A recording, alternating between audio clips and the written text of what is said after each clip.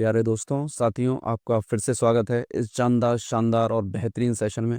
जिसमें इससे पहले तैयारी चक्र चैनल पर आप अगर नए हैं तो फॉलो कर लीजिए, वीडियो को लाइक कर दीजिए, क्योंकि इससे पहले हमने बहुत सारे टॉपिक पर चैप्टर वाइज लास्ट ईयर के क्वेश्चंस की चर्चा हमने की है।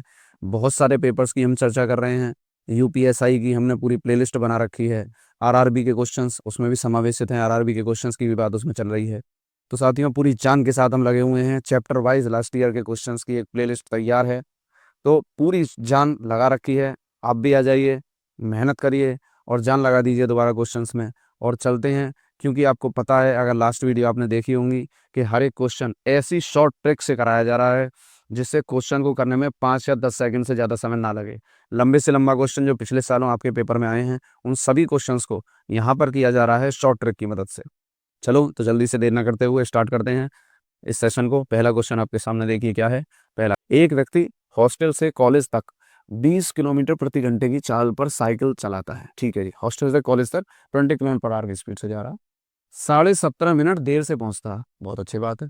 अगर वो 24 किलोमीटर पर आवर की स्पीड से जाए तो वो 17.5 मिनट जल्दी पहुंच जाता है। हॉस्टल और कॉलेज के बीच की दूरी बताइए। देखो, जब भी ऐसा क्वेश्चन आ जाए कि यहाँ भी समय और यहाँ समय, जल्दी और देर का बराबर दिया हुआ हो, तो इसे करने की मेरे प्यारे बच्चों एक ट्रिक होती है। देखो, सबसे पहले हमें ये देखना है कि डिफरेंस कितना है। देखो, पहले वाले केस में 17.5 मिनट है, प्लस दूसरे वाले केस में भी 17.5 मिनट है। जब भी ये क्वेश्चन इस तरह का आएगा, सेम तरह का क्वेश्चन आएगा, एक में देर हो रही होगी, एक में जल्दी हो रही होगी, दोनों को ऐड कर लो। ऐड करोगे तो ये हो गया आपके पास 35 मिनट। इस 35 मिनट में 60 का डिवाइड कर लोगे। सॉल्व मत कीजिए अभी। तो ये हो गया 35/60, आर में चेंज हो गया है, घंटे में चेंज हो गया है। ठीक है जी, अब आगे चलो। आपसे कह रहा है, पहले देखो दो स्पीड दी हुई है 20 और दूसरी दी हुई है 24। पहले 20 इस स्पीड से जा रहा था, अब वो 24 की स्पीड से जाने लगा। देखो, दोनों का एलसीएम लो। एलसीएम लोगे 120 आएगा। अब एलसीएम मैंने इतनी जल्दी कैसे ले लिया? तो सर, मैंने एचसीएफ एलसीएम पर एक वीडियो बना रखी है, बहुत अच्छी वीडियो बनाई है, शॉर्ट ट्रिक्स एचसीएफ एलसीएम कैसे लिया जा सकता है। अगर उस वीडियो को देखना चाहो देख लो, नहीं तो टाइम एंड वर्क पर भी मैंने एचसीएफ एलसीएम एक छोटे से फॉर्म में सिखाया है। टाइम एंड वर्क बहुत ही जबरदस्त शॉर्ट ट्रिक से कराया है, वहाँ भी मैंने एचसीएफ एलसीएम को सिखाया, तो वहाँ से भी देख सकते हैं। देखो, सरल करोगे, 20 से 120 में डिवाइड करोगे तो जाएगा 6 बार, 24 से 120 में डिवाइड करोगे तो जाएगा 5 बार। तो डिफरेंस कितने का आया? एक का डिफरेंस आया, और 120 हमारे पास ऊपर है। तो टोटल जो हमारे पास स्पीड निकल के आई प्यारे बच्चों, वो निकल के आई 120/1 स्पीड का डिफरेंस। और हमारे पास टोटल जो हमारे पास टाइम दे रखा है वो कितना दे रखा है? 35/60। जीरो से जीरो खत्म, 6×2 = 12, दोनों की मल्टीप्लाई करोगे, आंसर आएगा 70 किलोमीटर्स। तो 70 kilometre is the right answer. बात को आप समझे? बड़ा ही सरल तरीका था। इससे ज़्यादा सरल तरीका, शॉर्टेस्ट तरीके से क्वेश्चन नहीं हो सकता। जब भी क्वेश्चन आए तो ज़्यादा सोचना विचारना नहीं है, दोनों को जोड़ो, दोनों के डिफरेंस का एलसीएम निकालो और आंसर आपके हाथ में। चलो, अगला क्वेश्चन करते हैं, एक और बेहतरीन मज़ेदार क्वेश्चन। क्या है? एक हवाई जहाज ए और बी के बीच की दूरी, एक हवाई जहाज ए और बी के बीच की दूरी 27 घंटे में तय करता है। बहुत अच्छी बात है। यदि हवाई जहाज की गति में 280 किलोमीटर पर आवर की कमी होती है तो उस दूरी को तय करने में 32 घंटे लगते हैं। देखो, अभी मैंने एक और बात बताई थी आपको, स्पीड इक्वल टू होती है डिस्टेंस अपॉन टाइम। ये बात मैंने बताई थी। ठीक है, बताई थी सर। हमारे पास यहाँ किसकी चर्चा हो रही है? 27 घंटे मतलब टाइम की, और 280 किलोमीटर पर आवर स्पीड कम हो जाती है मतलब स्पीड की। देखो, स्पीड और टाइम की चर्चा हो रही है, जो एक दूसरे के क्या है? रेसिप्रोकल, एक दूसरे के व्युत्क्रमानुपाती। 27 घंटे, दो टाइम दिए होंगे हमें, एक 27 घंटे का टाइम दे रखा है और एक टाइम दे रखा है 32 घंटे का। ठीक है जी, दो टाइम दिए होंगे। जब 27 घंटे लग रहे थे तो हमारी स्पीड एक्स थी माना, और जब 32 घंटे मतलब ज़्यादा समय लगने लगा तो स्पीड कितनी हो गई? 280 कम हो गई। सीधी सी बात है, कम स्पीड होगी तो समय ज़्यादा लगेगा। लेकिन ये एक दूसरे के हम बराबर नहीं लेंगे। क्यों? क्यों बराबर नहीं लेंगे? एक दूसरे के इसलिए बराबर नहीं लेंगे क्योंकि स्पीड और टाइम एक दूसरे के व्युत्क्रमानुपाती होते हैं। तो लिखेंगे कैसे? लिखेंगे इस तरह, 27/32 बराबर x - 280/x। बात को समझे? ये व्युत्क्रमानुपाती हैं एक दूसरे के, इसलिए इस तरह से लिखेंगे हमने। आगे सुनो, सरल कैसे करेंगे? सरल करने का वही तरीका जैसे अभी बताया था। क्या बताया था? उल्टे कर दो, दोनों को उल्टे कर दो, सबसे आसान तरीका है। लिख दो 32/27 बराबर लिख दो x/280। बात को समझे? ठीक है, अब माइनस कर दो। तो क्या बताया था मैंने तरीका? एक माइनस कर देते हैं, इसमें से एक माइनस कर दो यहाँ भी और एक माइनस कर दो यहाँ भी। तो माइनस करोगे 32 में 27 जाएगा, बचेगा 5/27। यहाँ माइनस करोगे तो देखो, माइनस करने का तरीका क्या है? जब x में से यहाँ माइनस करने का प्रयास करोगे तो x में से x - 280 जाएगा, प्लस का 280 हो जाएगा ऊपर। तो ऊपर बचेगा प्लस 280 बटे एक्स माइनस 280। यहाँ तक समझे।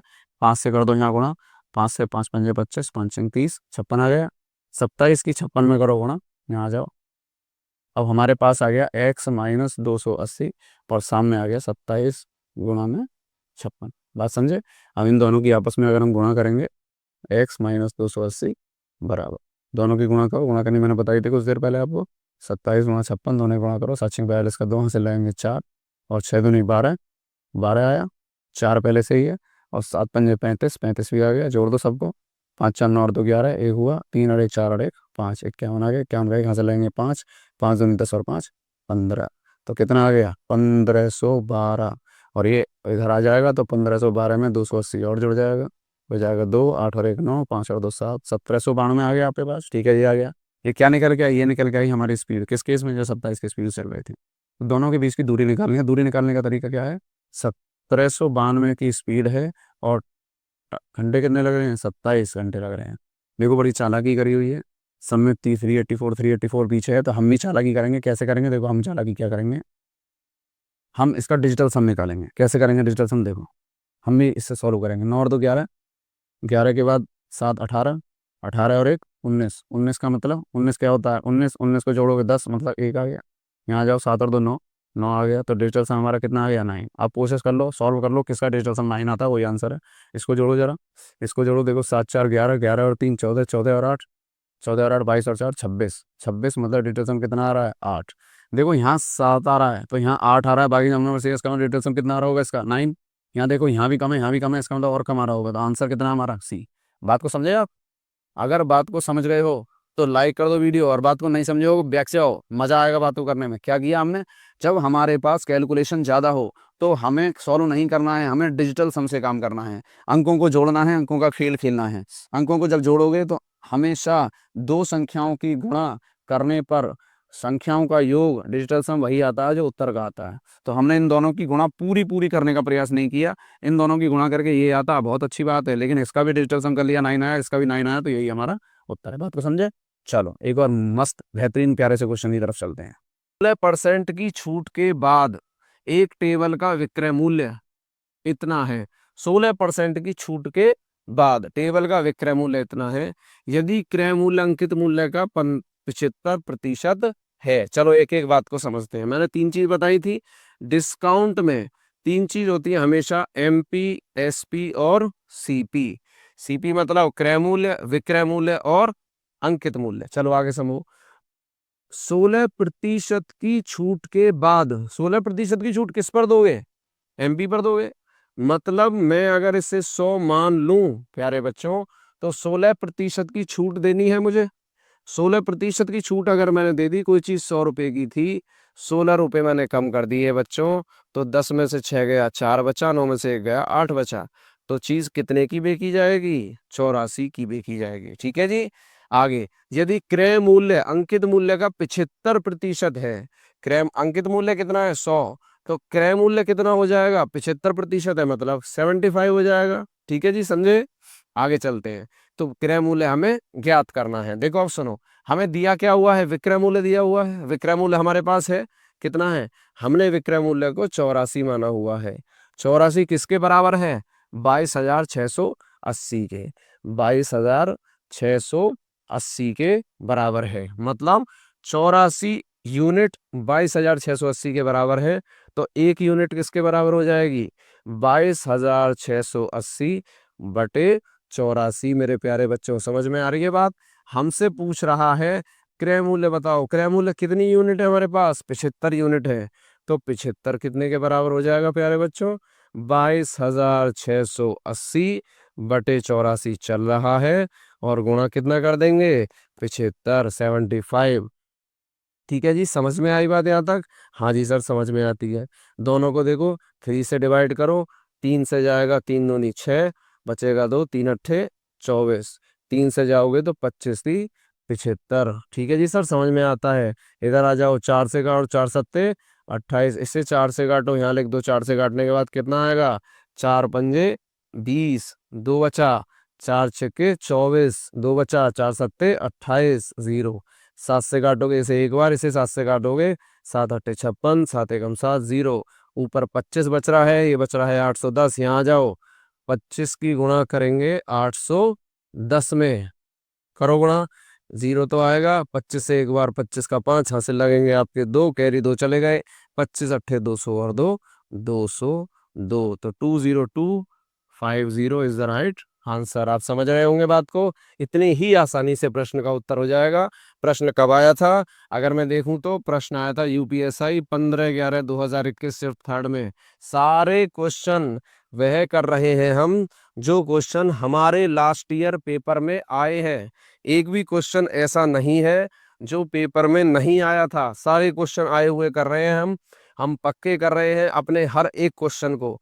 उन्हीं क्वेश्चन को करेंगे जो पिछले साल आए हैं। और ये बात ध्यान रखिए, यही क्वेश्चन इस बार भी मिलेंगे और आप इसी तरह सेकंड्स में करेंगे। चलिए अगले क्वेश्चन की तरफ चलते हैं। क्या है हमारे सामने अगला क्वेश्चन? एक स्मार्ट टीवी को 1,61,900 में खरीदा जाता है। बहुत अच्छे जी। इसके मूल्य को 15% अधिक अंकित किया जाता है, अर्थात सीपी अगर मैं मान लूं मेरे प्यारे बच्चों 100, मुझसे कह रहा है 15% अधिक पर अंकित करो, अर्थात एमपी कितना हो गया? 115। यहाँ तक तो कोई समस्या नहीं होगी। इसे अंकित मूल्य पर 10% की छूट पर बेचा जाता है। बेच रहे हैं मतलब एसपी सेल कर रहे हैं। अंकित मूल्य पर 10% की छूट दे दो। अंकित मूल्य कितना है? 115। तो 115 का 10% हो जाएगा 11.5। तो घटा दो 115 में से। अगर मैं 11.5 घटाऊंगा बच्चों तो 10 में से 5 जाएगा 5, 4 में से 1 जाएगा 3, 1 में से 1 जाएगा 0। तो इसका मतलब जो एसपी आ गया वो आ गया 103.5। हमसे कह रहा है टीवी पर लाभ प्रतिशत बताइए। देखिए सीपी था 100, बेगा कितने में? 103.5 में। तो अंतर कितने का हुआ जी? 3.5 का लाभ हुआ जी मुझे। हाँ जी, मुझे प्रॉफिट हुआ 3.5 का। तो this is the right answer. कोई ज़रूरत नहीं है इतनी बड़ी कैलकुलेशन करने की, हमें संख्या से कोई मतलब नहीं है। हमें जो पूछ रहा था हमने वह निकाल दिया, बहुत ही आसानी से निकाल दिया। चलो अगले क्वेश्चन पर चलते हैं। मजा आ रहा हो तो वीडियो में मजा आ रहा हो, शॉर्ट ट्रिक अच्छी लग रही हो तो लाइक कीजिए वीडियो को, सब्सक्राइब कीजिए चैनल को और कमेंट कीजिए कि नेक्स्ट वीडियो किस टॉपिक पे मुझे बनानी चाहिए। हम यूपीएसआई के दरोगा भर्ती पर पूरा फोकस करके मेरे साथियों लगे हुए हैं। जीएस भी पढ़ा रहे हैं हमारे कपिल सर, हिंदी चल रही है मानसी मैम की, रीजनिंग चल रही है गौरी मैम की। सब फोकस्ड है हमारे दरोगाओं की भर्ती पर, यूपीएसआई की भर्ती पर। तो अगर जान लगाना चाहते हैं जुड़ जाइए हमारे साथ। हम वर्दी को आपके करीब लाने की कोशिश कर रहे हैं और हम भी जान लगा रहे हैं, आप भी जान लगाइए। अगर अच्छी लग रही है बात तो कमेंट कर दीजिए और लाइक कर दीजिए। ठीक है, आगे चलते हैं। अगला क्वेश्चन क्या है देखिए। 50 लीटर पानी को टम्बलर ए से टम्बलर बी में डाला जाता है। देखो टम्बलर मतलब कोई भी एक, ये समझ सकते हो तुम कि ये ए है और ये बी है, इससे आप इसमें पानी डाल रहे हो। ठीक है, टम्बलर बी में भरने के बाद उसमें से 1/4 पानी नीचे बह जाता है। बात को समझो, 50 लीटर पानी टोटल है आपके पास ए में, आप डाल रहे हो बी में पानी। अब हुआ क्या, जब आपने पानी डाला तो बी पूरा भर गया, बी पूरा भर गया ऊपर तक, लेकिन 1/4 पानी बह गया। इसका 1/4 मतलब 4 का भाग करो, 4 का भाग ही मत करो तो सोचो 50 का आधा कितना? 25, 25 का आधा कितना? 12.5, यानी 12.5 पानी बह गया। तो इसमें कितना पानी आया होगा? देखो 50 में से 12.5 घटाओगे तो कितना बचेगा? 37.5। इतना पानी बी में आ सकता है, यही उसकी कैपेसिटी है। अगले को ए एक टैंक को 768 मिनट में भर सकता है। देखो पाइप ए है आपके पास, वो 768 मिनट में भर देता है एक टैंक को। ठीक है जी, आगे देखो पाइप बी उसी टैंक को 960 मिनट में खाली कर सकता है। जो पाइप बी है हमारे पास वो 960 मिनट में खाली कर सकता है टैंक को। बहुत अच्छी बात है। दोनों पाइपों को एक साथ खोला जाता है तो खाली टैंक को भरने में कितना समय लगेगा? वही पुराना वाला प्रश्न, लेकिन लेकिन ट्रिक कहाँ है? एचसीएफ एलसीएम में ट्रिक वही है। देखो दोनों को सरल करने का प्रयास करो। कैसे करेंगे हम? दोनों का लेंगे एलसीएम। क्या बताया आपको तरीका? सबसे बड़े वाले को एलसीएम मान लो 960, मान लिया जी। अब ये देखो 768 से 960 तक पहुंचने में मुझे किस नंबर की जरूरत है? देखो यहाँ आ जाओ, 960 में अगर मैं 768 का भाग करूंगा साथियों मेरे प्यारे बच्चों, तो मैं पहले इसे सरल करने का प्रयास करूंगा कैसे सरल करने का प्रयास करूंगा। 8 से काटो इसे, देखो इसे 8 से सरल करो। 8 से काटोगे, 8 नेम होते हैं 72, बचे कितने 4, 8 छिंग 48। मतलब मैं इसे 96 गुणा 8 लिख सकता हूँ। देखो 96 से 96 कटा 10 बार, समझ गए बात को। 5 ये 2 से कटा 5 बार, ये 2 से कटा 4 बार, अर्थात 5 यहाँ बच गया। मुझे अगर पूरा पूरा इस संख्या से इस संख्या को भाग करना तो मुझे 4 और चाहिए, अर्थात मैं इसमें 4 की और गुणा कर दूं। अगर मैं इससे इसमें भाग करूंगा मेरे प्यारे बच्चों, अगर मैं इससे इसमें भाग करूंगा तो मेरे पास क्या बचेगा, मेरे पास बचेगा 5। बात समझे। अगर इससे इसमें भाग करूंगा मेरे प्यारे बच्चों, मेरे पास बचेगा 4। अब मुझसे कह रहा है कितना समय लगेगा, समय सुनो, 960 गुणा 4 बटे, क्योंकि देखो ये प्लस है क्योंकि ये भरता है, ये माइनस है क्योंकि ये खाली करता है, तो 5 माइनस का 4। दूसरी बात, घंटों में पूछ रहा है, ये मिनट में दिए हुए थे तो 60 से कर देंगे हम भाग, 0 से कट जाएगा 0, 6 से कट जाएगा 6 से एक बार, 6 छंग 36, 16 चौके 64, 64 इज द राइट आंसर। इससे शॉर्ट तरीके से, इससे फटाफट तरीके से, इतना जबरदस्त तरीके से कोई क्वेश्चन ये सॉल्व नहीं हो सकता। आइए